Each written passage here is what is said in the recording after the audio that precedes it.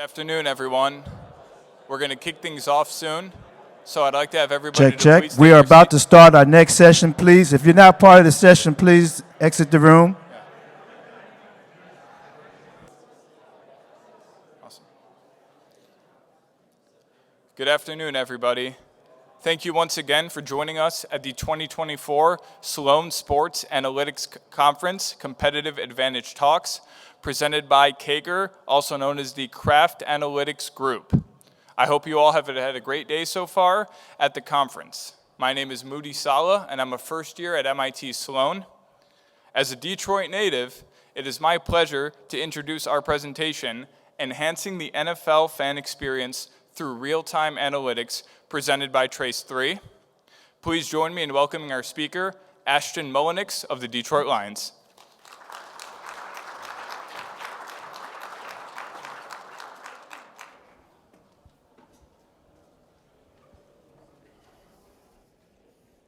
All right. You guys hear me all right in the back? All right. Thank you guys today. It's a pleasure to come here, speak to you guys. I'm joined by some of the people on my team here, so thank you, Amanda and Ben, for joining. Have the privilege to talk to you guys today about the NFL fan experience and how we're using real-time analytics to help improve the fan experience. So with that, we'll kick it off.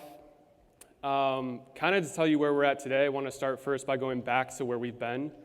And for us, myself, I've just finished 10 seasons at the Lions. It feels like, 6 months, but for us, the first 6 or 7 years, and many of you in this room will be familiar with this, we spent our time really focused on helping different departments, really helping with ticketing, suites, partnerships, and really diving into their departments and understanding how can we help them, whether it's reporting, ad hoc requests, helping with efficiencies, restructuring their departments. The normal stuff you would see at a strategy and analytics team if you asked anyone from any pro sports team. But in 2020, COVID hit, and it gave us a chance to kind of take a pause. And that usually doesn't happen in sports. But for us, it was able to have a chance to really reflect on, are we doing things to the best of our ability? And so what we really wanted to do at that point was take a step back and look at our own department. And within strategy and analytics, what were we doing well? Where were we missing the mark? And the number one thing that we noticed was we were not delivering quality data quickly, effectively, efficiently to our department heads. And for that, that's kind of the linchpin for everything that we wanted to do as a company and an organization. So we redesigned our whole tech stack 2 years ago, kind of tore everything up, said if we could start all over, what would we want to do?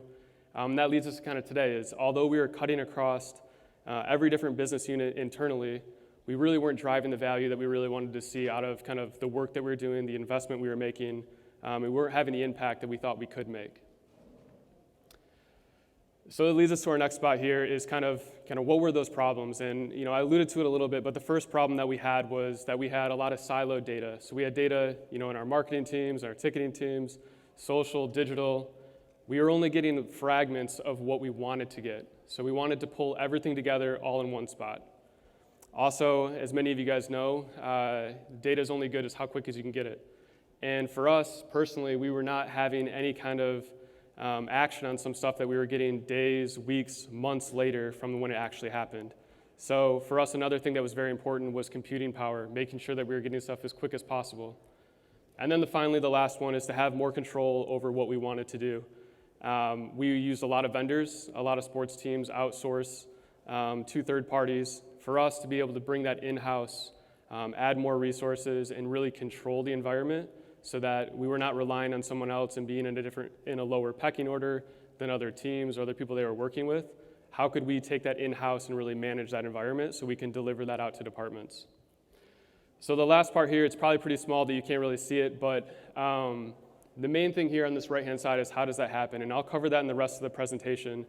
The biggest thing that we wanted to do is break down those data silos, make sure that we were bringing everything into our warehouse. We had all of our data sources in one spot, and then also making sure that when we were doing this, we wanted everything in real time. So building direct API integrations, even writing that into the contracts with our data sources and the people that we were working with, having contracts with, and really re-looking at how we want to do everything so that we'd have more control and customize of our data warehouse. And so that brings us to the main point today, our analytics war room, and this is where we came up with this idea. And the analytics war room is kind of born out of, like I said, trying to get data in real time, but for you that have worked in a sports strategy and analytics department, a lot of the work that we were doing was, especially on game day, was waiting until the game was done, and we were generating a ton of different reports, sending out PDFs, maybe sending out a dashboard. But during the game, we were sitting in the press box, sitting in offices, sitting in cubes. We were not really doing anything on game day. We were kind of waiting for the game to finish. And if you think about the investment, the time, the people, the talent that we have on our team, it seemed a very poor way of using the resources that we had and the investment that we were making as an organization to not really be affecting what we're doing on game day in our stadium. So that was kind of, the thought that we had was, let's take a pause there, think about that, and how can we redo that so that we are effectively using our resources on a game day. And so the first thing we wanted to do is we wanted to find a partner that could help support this dream, this goal of ours. So we partnered with Trace3, and I think some of you guys may know them, but for us, it was trying to find a partner that was innovative, that believed in our approach, that understood the mission that we were on. And the real thing that we wanted to do, like I said, is to capture everything in real time and make an impact, and then be able to have actions on that in our stadium with our fans. So when we think about this, there's really 3 different ways that we kind of broke this down, and this is a little bit of the blueprint of where we're going over time. The first one that we've really been focused on is in-stadium and our fan data. So as our fans come into our stadium right now, how can we impact that? And we think about that from kind of when they leave their driveway to when they return. All along the way, when we sat down as a team, we thought, how can we capture data along the way? So as they go to the parking lots, as they come in through our gates, as they walk on our concourse, as they spend at retail, F&B, even as they move into our partner activation zones or different areas of the stadium, we wanted to capture all of that data and be able to change that action or make real-time decisions on that to kind of improve the fan experience. And we'll get into more of that first bullet. That is kind of, that first box is really where we spent a lot of our time in phase 1 of our war room. The second part here is really doing the in-stadium.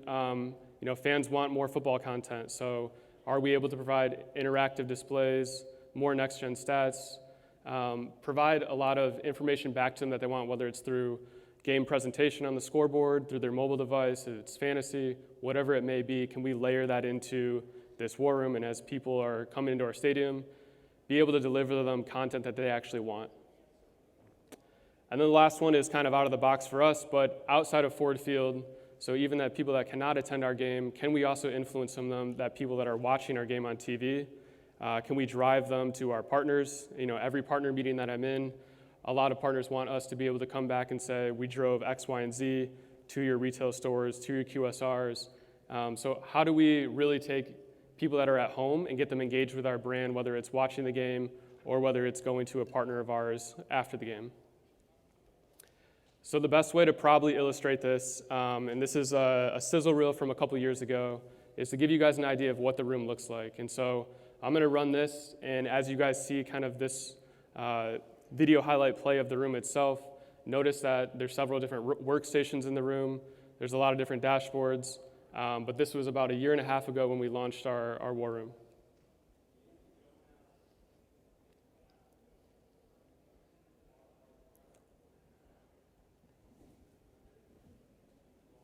And there was sound here, so it's a little more intriguing if you watch it online, but you can kind of get the general idea here of kind of what it looks like is our fans are coming in, obviously being able to scan, coming in through our gates, and all this information is being tracked. You see our workstations.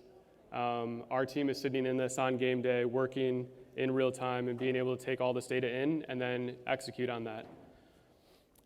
And so for us, really I want to pause here and when I put this presentation together, the organizers probably looked at this slide and thought, why does he just have a rendering of a room on this page? But I would say this is almost one of the most important slides of this whole thing. And many of you that worked in sports or you haven't worked in sports, you'll quickly realize that sports is an old school industry. It's very hard to drive change. I showed a timeline up here to start this presentation of 6 to 7 years. I still would say if you polled people before we did this redesign and launched this war room, they probably had no idea what our team worked on. They might know a project or two that we helped them with. They might know, they do stuff with numbers. Anything with a spreadsheet, just send to Ashton's team. That's basically, it was a black box that they knew we drive value, but if you really asked them what we did, they didn't really know. This room over the last couple years has significantly changed that. So instead of us going and knocking on each department and asking them, we need you guys to be a part of this, we need you to lean in, we need you to give us projects to work on, we need to show value. I grew my headcount from myself to a 12-person team.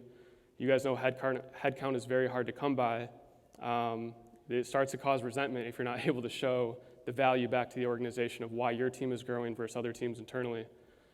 But I would say that this room signals for us, it was a transition point, really. So instead of us knocking on the doors of all the different departments, at that point it kind of turned, and now we have, on game day or even on non-game day, different departments are coming into this room and asking us to kind of work on data projects with them. They want to see their dashboards up there. We'll get into in the next slide, we have 14 different dashboards in this room. There's a constant fight of what department gets to have their project up on the board, which ones get to be recognized, how can they be a part of it. And it's not abnormal for us to see our box office team, sales, service, marketing, game presentation walking through this room on game day.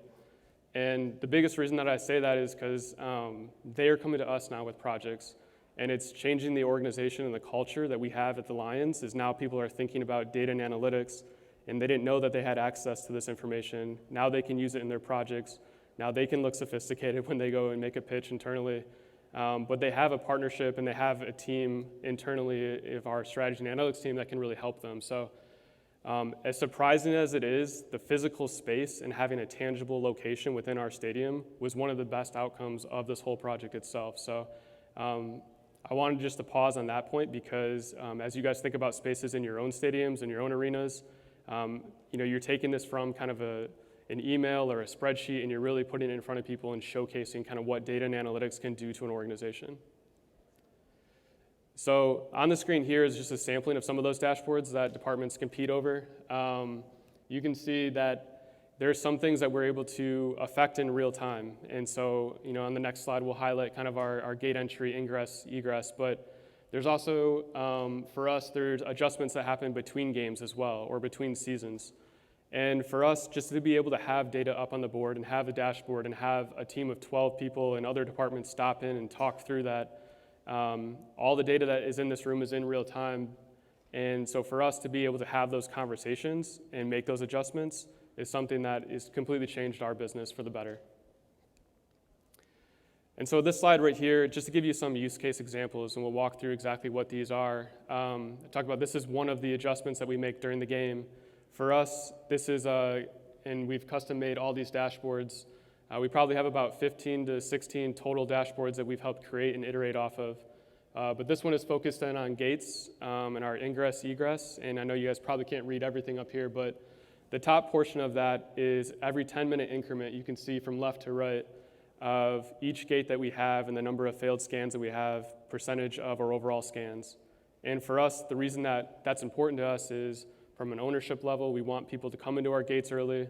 We want them to be in spending money within our stadium and also being ready in their seats for kickoff. So a huge initiative for us was to monitor this. And then what can we do as an analytics team is we can send push notifications. We can see different gate patterns that are happening and tell people to come into a different gate if one gate is backed up.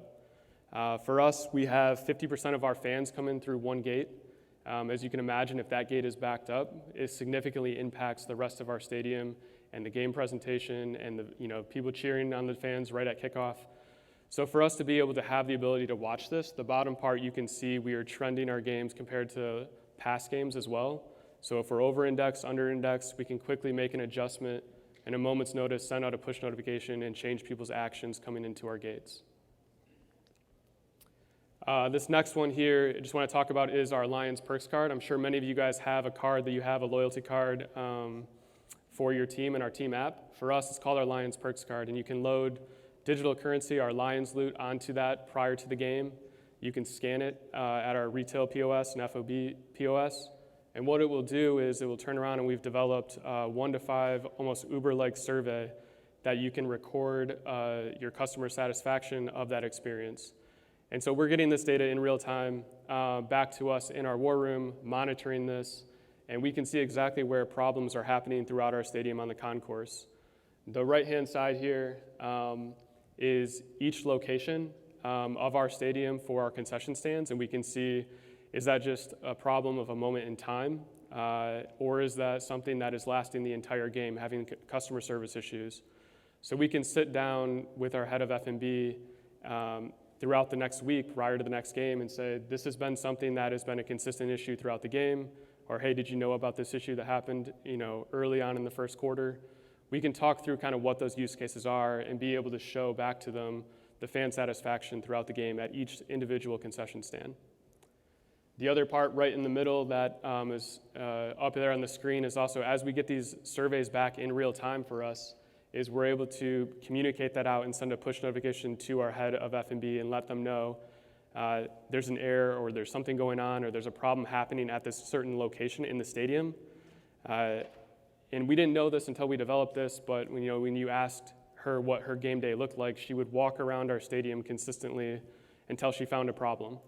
Obviously, having more direct information from our team and being able to steer her game day experience has significantly helped her address problems quicker, realize where they're at, and not waste time just circling the stadium looking for a problem.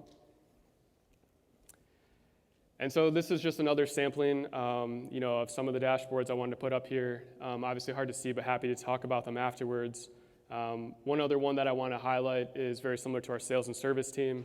They talk about walking around the stadium aimlessly. In our suites, we have 127 suites.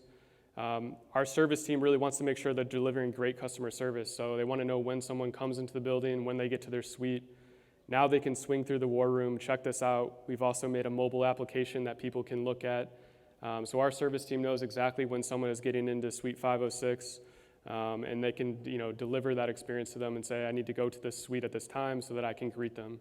So another use case of the service team coming to us or the sales team coming to us and saying that we want to be a part of the war room, can you develop this dashboard? And I think we turned this one around in 3 to 4 days, and we'll be able to kind of have this out for the team to use it better for one of our last couple games.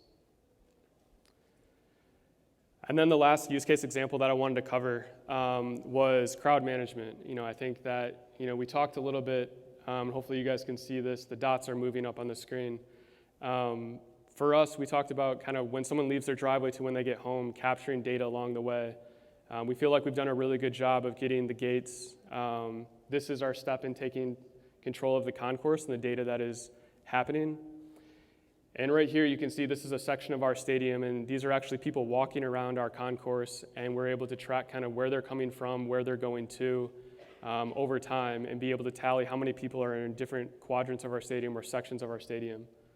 Probably a better example blown up here is a different area of our stadium, and I did fast forward this so they're walking a little faster just for you guys, but the main point here to try to drive through this is that now we're able to, on the back end, be able to look at where people are spending their time. From an operational side of things, we can talk about food and beverage programming, retail programming, how far people are moving from their sections, security, congestion, ingress, egress. We can use a lot of this data to reprogram Ford Field to look better for our fans, to be able to have better access to what they want to get to. On the front end of this, and the last part of this would be being able to also quantify how many people are in different sections of the stadium and then be able to monetize that. So taking it from a back-end perspective to kind of back to our partners, and what I mean by that is mostly being able to go out and if a Soaring Eagle or a Ford or a Coke or some of our larger partners ask us, how many people went to our partner activation? How many people were spending time in this area? How many people saw this different activation? Before, we didn't have access to answer any of those questions. So now we can be able to put some quantifiable measures back to that, and then next time, hopefully monetize that in a better way and be able to show results back to them, whether it's in a recap or whether it's in a renewal discussion as well. And so my last slide here that I wanted to leave you guys with is kind of the overall goal, and I know I quickly walked through a lot of this, happy to answer some questions, but our goal was to really drive value and provide the best possible fan experience. We truly believe that starts with capturing as much data as possible and then being able to personalize the fan experience. And we wouldn't be able to do that without capturing that data in real time to be able to see it and then be able to act on it. So what I kind of have laid out for you all today is kind of where we were phase one. It's taken, a year and a half to get to that, to get our data up, to have all these, 7 or 8 different sources coming in real time to be able to act off of that. But where we're going is, hopefully adding in more crowd movement, building this out for the rest of our stadium to really be able to monetize and capture what's happening on, the lower level and upper level. Continuing to layer in different football content that our fans, whether it's in the suites, in the club, creating their own channels of kind of different interactive abilities for our fans to get football content. And then finally also working with the city of Detroit. We talk about our parking lots, the different intersections. We have the draft coming to Detroit in April here, and we've done a lot of work with the city of kind of, yes, we have a handle on Ford Field today, but where can we also go with the city of Detroit and work hand in hand with them? So major events that are coming to Ford Field, that it's not just Ford Field footprint, but also into the city of Detroit itself. And so with that, I'll pass it back over to Moody and close. And I appreciate you guys listening today. Happy to take a few questions and answers here.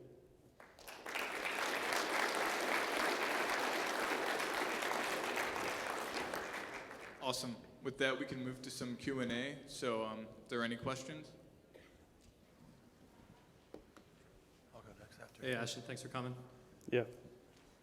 I know that MSG does a lot of stuff with facial recognition tracking, but I think it's more for a security purpose. Is there any desire for the Lions to do that you mentioned getting as much data as possible, improving that fan experience? What are your thoughts on that? Yeah, it's a great question. We've had a lot of conversations around that. For the most part, our legal team has held that one up. I think the strategy and analytics team is certainly interested in that. I think that there's a lot of new innovative companies in that space. Personally, for us, it's been a little bit held up from a legal standpoint, but I would imagine over the next few years that we'll continue to kind of vet those areas and see what we can do in that space. Ashton, appreciate your time. Thank you very much. Great presentation. Kind of a two-part question. The first is, when you're working with all these departments and game day comes, I imagine you're having planning meetings, so when you're watching, there's kind of a threshold of errors, so people aren't freaking out when something goes wrong.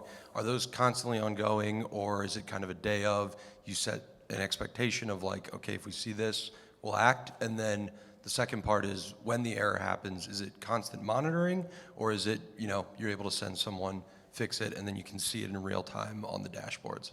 Yeah, that's a great question, and Ben sitting in the middle here probably gets more complaints on our team than anyone.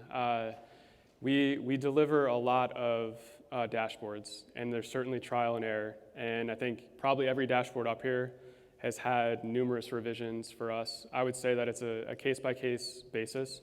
I think the biggest thing for us is understanding what we're trying to monitor and what could end up happening. I think we don't really know until we put the dashboard up, the data starts coming in, and then we quickly realize, we need to lengthen this time set for a trigger to happen, or we need to make sure that, we're not sending too many triggers. We've turned things on and overloaded kind of probably the retail or the F&B person with kind of alerts, and we don't want to make sure that, they have a whole game day to put on as well. So for us, we've had to be cognizant of that. We've tried to address that in planning meetings, but I'd say there's probably not a perfect answer to that. It's more so just trial and error and, make adjustments. But everything we've done up here, all of our dashboards, everything, we're tweaking in between every single game and trying to make better. And then we have planning meetings with those departments to see what's happening on their side as well.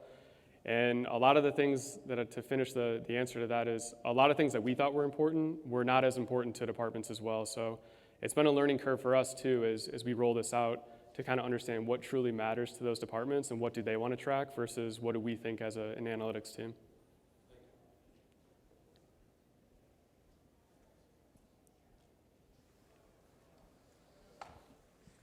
Thanks for the presentation, Ashton. That was great to see. Just wondering, is the War Room in use for any non-Lions events at Ford Field? And if so, have there been any learnings from concerts or whatever else it might be that you've used for Lions games? Yeah, it's a great question. It is. So we have tested it out. We started with Lions game, very similar to the last question. One of the things we learned, we did it for the Taylor Swift show. But one of the things that we knew right away going into it was a lot of the tracking that we're able to do within the bowl for a concert, it's dark, lights are off. we're not able to see demographic, attention tracking, some of the things that we are recording. With a concert, it's very different. So we've had some learnings there. I would say we're not as far along as we are for Lions games, just because that was our priority. It's certainly our goal to expand to all non-Lions events, but quickly we realized there's probably some limitations with our current technology providers and some of the vendors that we are using, because there's different nuances, such as the lights being out for most of the concert. But we can do stuff like concourse tracking. That's where that one becomes more important, or parking or ingress, egress. So we'd probably spend more time working on that as we continue to develop non-Lions events.